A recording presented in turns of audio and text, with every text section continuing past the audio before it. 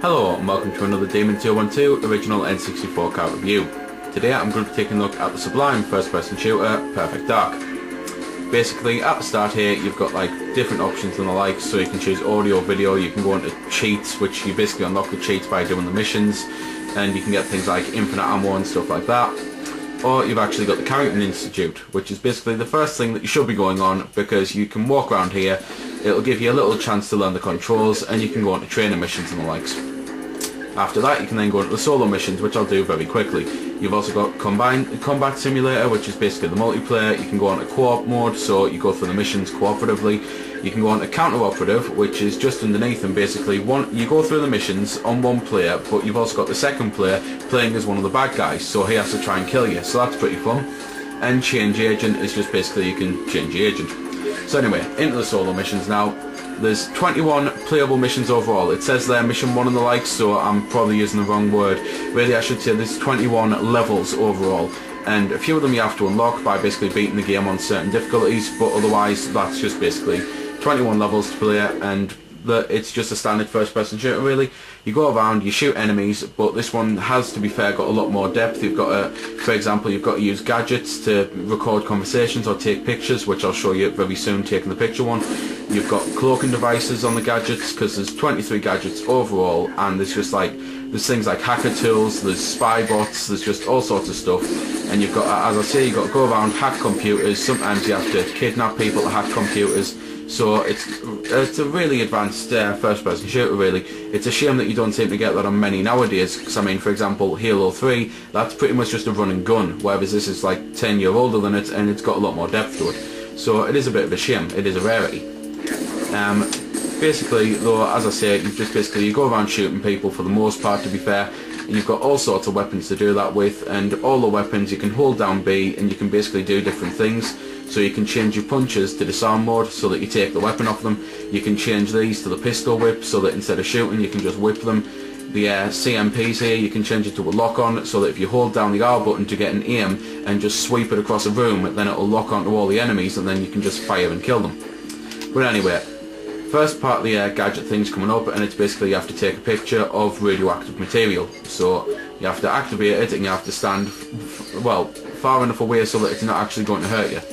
And then you use it with the C the C buttons even, I'm too used to the GameCube here, the C buttons and the analog, and the whole point is you just like move it around and all that, and you can take pictures and stuff like that.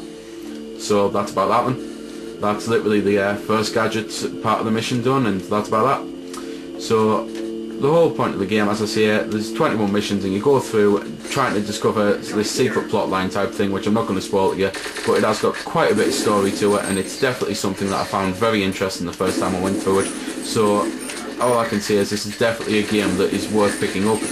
I even bought an N64 back just basically for this and a couple of the others, just because they are that good, and it's something that if it ever came to the VC, I'd definitely recommend buying it on day 1, hell, on minute 1. So that's the main missions anyway, that's the main game. Now on to the multiplayer, because quite simply the multiplayer is pretty much, personally I think it's the best multiplayer for a first person shooter, and I would love to get it online. So I'll just cut into some of that then.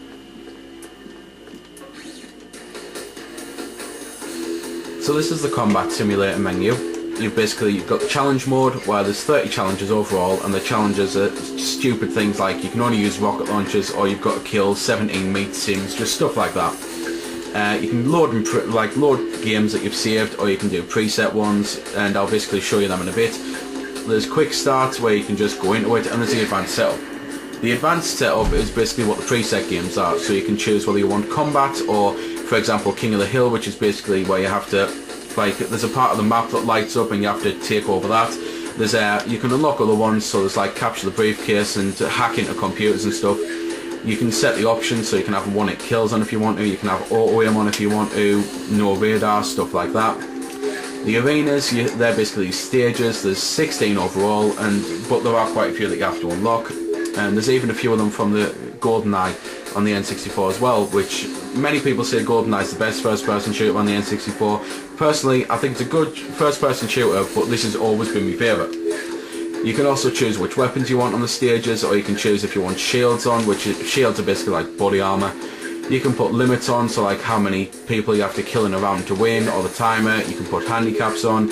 You can add bots as well, and the bots are basically, you can put ones on, for example, you can put meat ones on, or easy ones, then you can do peace ones so they don't fire much, or shield sims so they start with a shield, or rocket sims. So it's just like there's loads of different sims on the game. You can get like hard ones and easy ones. It's just something there that's quite a lot of it adds quite a lot of depth to it, because as I say, it's something that you can put on, play with your mates, put the computers on as well, and just have a blast killing people. You've then got the team mode where you can basically obviously put it on teams, so you can have team capture the flag and the likes. So anyway, this is the whole point of the multiplayer. You just run around and basically shoot and kill people. So it's the same as what you're doing in the normal game, but you don't have to do the secondary objectives or anything, because the objectives, you can set them as different game modes. So as I say, you can put it on hacker mode, where the whole point is you get one of the hacker devices and you just hack into a computer. So that's about that then. That's the game modes. I'll just shut up for a few seconds and like listen to a bit of the music and just run around killing people.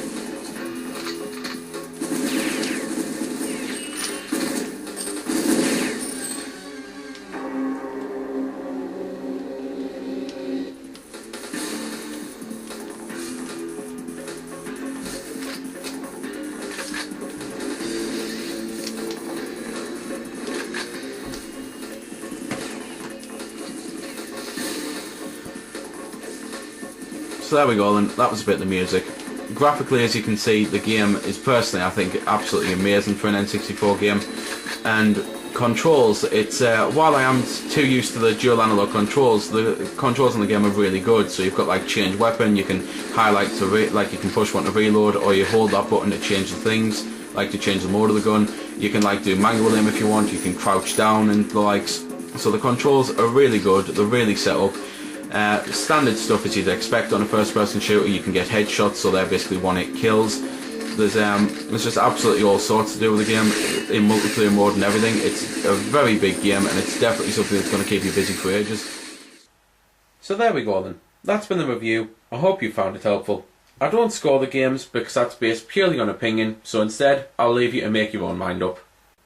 So thanks for watching, and if you've got any questions about the game that I didn't answer in the vid, or that hasn't been answered in the comments, then feel free to ask and I'll help if I can. Also, if you did find it helpful, don't forget to check out my channel, because there's plenty more like this up there, and don't forget to subscribe because there'll be plenty more to come as well. So until next time, this has been Demon212, signing off.